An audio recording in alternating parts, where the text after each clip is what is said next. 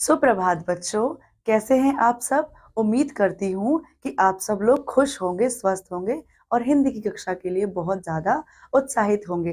तो चलिए हम हिंदी की कक्षा शुरू करते हैं।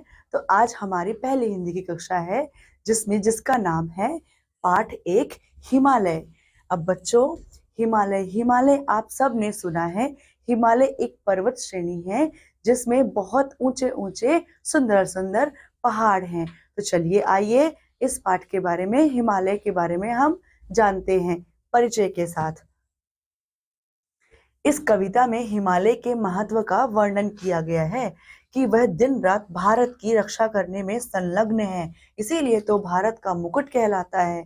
मतलब जो हिमालय है वह हमारा एक रक्षक है, इसीलिए उसको हम क्या बोलते हैं, भारत का मुकुट भी बोलते हैं। तो चलिए आइए कविता के जरिए हम इसे और जानने की कोशिश करते हैं। युग युग से है अपने पथ पर, देखो कैसा खड़ा हिमालय, डिगता कभी न अपने प्रण से, रहता प्रण पर अड़ा हिमालय। जो भी बाधाएं आई उन सब से ही लड़ा हिमालय, इसीलिए तो दुनिया भर में हुआ सभी से बड़ा हिमालय। अगर न करता काम कभी कुछ, रहता हरदम पड़ा हिमालय, तो भारत के शीश चमकता नहीं मुकुट सा जड़ा हिमालय। खड़ा हिमालय बता रहा है, डरो न आंधी पानी में, खड़े रहो तुम अविचल होकर सब संकट तूफानों में। डिगो न अपने प्रण से तो तुम सब कुछ पा सकते हो प्यारे, तुम भी ऊंचा उठ सकते हो, छू सकते हो नभ के तारे। अचल रहा जो अपने पथ पर, लाख मुसीबत आने में, मिली सफलता जग में उसको, जीने में मर जाने में। और इसके कवि हैं बच्चों सोहनलाल द्विवेदी। तो बच्चों यह एक सुंदर सी, बहुत अच्छी सी कविता है जिसमें हिमालय के गुणों के बारे में बताया जा रहा है और हिमालय के गुणों से हमें सीखने की भी सीख दी जा रही है। तो चलिए समझते हैं कैसे। युग युग से जो हिमालय है वो अपनी ही जगह पर अविचल, बिना हिले डुले अपनी स्थिति में वैसे ही विराजमान है, कभी भी हिलता नहीं है। कभी भी आपने कभी देखा हिमालय को, कभी यहाँ चला गया कभी वहां नहीं। जो उसकी स्थिति है वो अपनी ही स्थिति पर अडिग होकर के खड़ा हुआ है और अडिग होने की हमें सीख भी दे रहा है। अर्थात जो अपने प्रण पर अडिग रहता है, जो अपने प्रण से नहीं हिलता है, उसी को आगे जाकर के क्या मिलती है बच्चों, सफलता मिलती है। अगर कितनी भी बाधाएं आए, अगर आप हिमालय के जैसे अडिग हैं, अपने पथ पर खड़े हैं बिना मुसीबतों से डरे हुए, तो एक ना एक दिन आपको कामयाबी अवश्य मिलेगी। ठीक है बच्चों।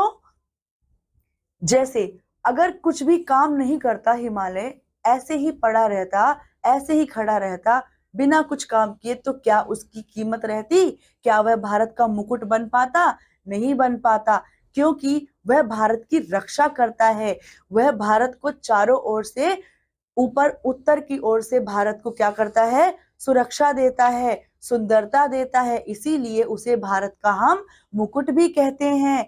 ठीक है बच्चों। और दूसरी तरफ हिमालय हमें यह भी बता रहा है कि जिस तरीके से हिमालय अडिग होकर के अपनी जगह पर खड़ा रहता है, चाहे आंधी आए, तूफान आए, बारिश आए, बर्फ के गोले गिरे, कुछ भी हो, वह अपने पद से बिल्कुल भी नहीं हिलता है, अडिग रहता है। उसी प्रकार हमें हिमालय से सीख लेनी चाहिए कि कितनी भी मुसीबत आ जाए, हमें अपने लक्ष्य से भटकना नहीं चाहिए, हमें अपने लक्ष्य पर अडिग होकर के खड़े रहना चाहिए। इसी से तो बच्चों सफलता मिलेगी हमें, इसी से तो हम किसी का मुकुट बन पाएंगे, अपने देश का मुकुट जैसे। चलिए आगे हम ये समझते हैं कि सफलता जीवन में केवल उसी व्यक्ति को मिलती है सदैव जो अपने अपने लक्ष्य के लिए बहुत ही ज्यादा मेहनती होता है, अपने पथ पर खड़ा रहता है, कठिन से कठिन रास्तों को भी बहुत ही शालीनता से, बहुत ही आराम से तय करता है, उसी को क्या मिलती है बच्चों, सफलता मिलती है। तो ये हिमालय के गुण हैं जो हमें सिखाते हैं अपने पथ पर निश्चल होकर के अडिग रहना, मुसीबतें आने पर भी घबराना नहीं है, ना ही अपना लक्ष्य बदलना है और इतना सब के बाद भी, मुसीबतों के बाद भी चिंता नहीं करनी है, ना ही झिरझिराना है।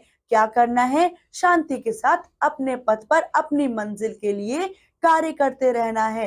तो जिस प्रकार भारत के लिए हिमालय एक मुकुट के नाम से जाना जाता है, उसी प्रकार अगर हम अडिग होकर के समस्याओं से जूझते हुए, समस्याओं को पीछे करते हुए आगे बढ़ेंगे, तो हम भी अपनी मंजिल के लिए एक मुकुट बन जाएंगे।